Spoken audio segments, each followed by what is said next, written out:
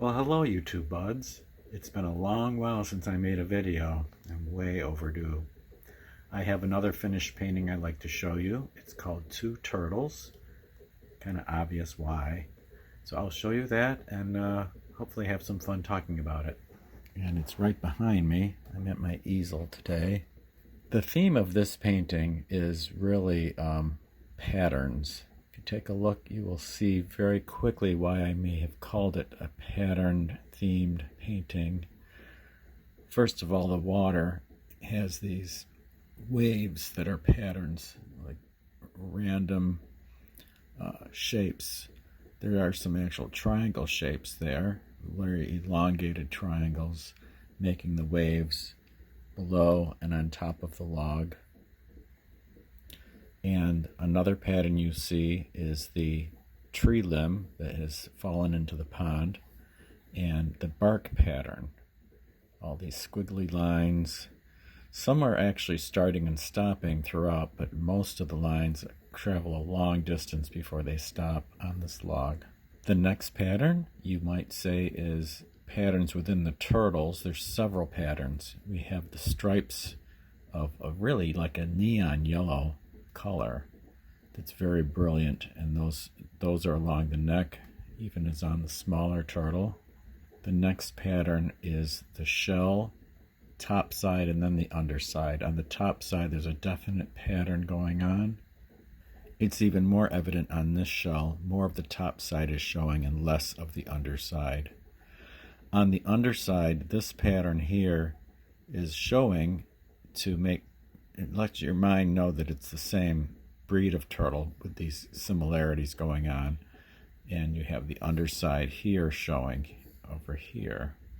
And this pattern is mainly circular shapes underneath. We have circles here that are solid, some solid shapes, and then some open-ended circles here. So definitely a lot of patterns going on. So if you're into patterns and you enjoy looking at them, you should enjoy looking at this artwork in particular. I will show you briefly the reference photos I used for the turtles. And I don't recall offhand if I got them from Unsplash or Pixabay. It was one of those two. And I will show you those on the computer. Let's go take a look. The first photo I'll show is like a group picture of turtles. But if you look carefully, you will see that the shape of the turtle I used, it's for this turtle on the right of my painting, is this one here.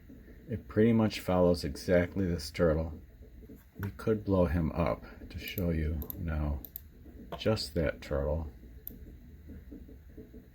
His leg is tucked in. So I had to create a leg because I wanted the leg to be like pushing onto the log as holding it down and kind of following what was going on in the other turtle and that turtle's leg. Let's go to the other turtle.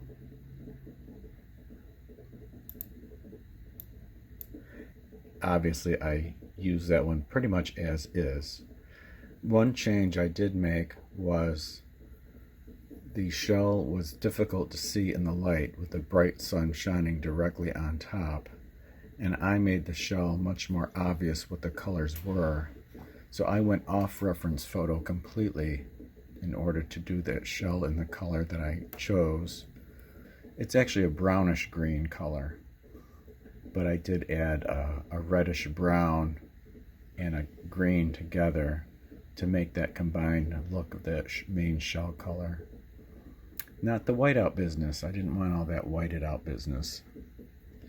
Here's a picture of a tree bark to let you know what part of my decision process with the tree. I was thinking of using this type of pattern. There's a definite pattern in this bark. And you'll see I definitely went away from it because these are like little pieces, almost like squares and trapezoids going down, making this pine tree bark. And that looked way too busy to me as I was thinking about it and sketching it out. So I went with tree bark that was on maple trees. I was walking by and taking a look at trees, and I'm like, okay, now I know what I'm going to use. And it's such a repeated pattern. I didn't need to actually look at the tree in order to do the one that I chose, so I didn't have a photo that I was looking at for that. I just did the more simple lined pattern for the tree trunk, and I was happy that way the turtle pattern stands out as more important because it is quite complex, and I did not want the complexity of this bark to distract from the turtles being the main subject. Okay, I'm back in my chair near the easel, and I hope you enjoyed taking a look at some of my ideas, where I got them from, and talking about the art a little bit.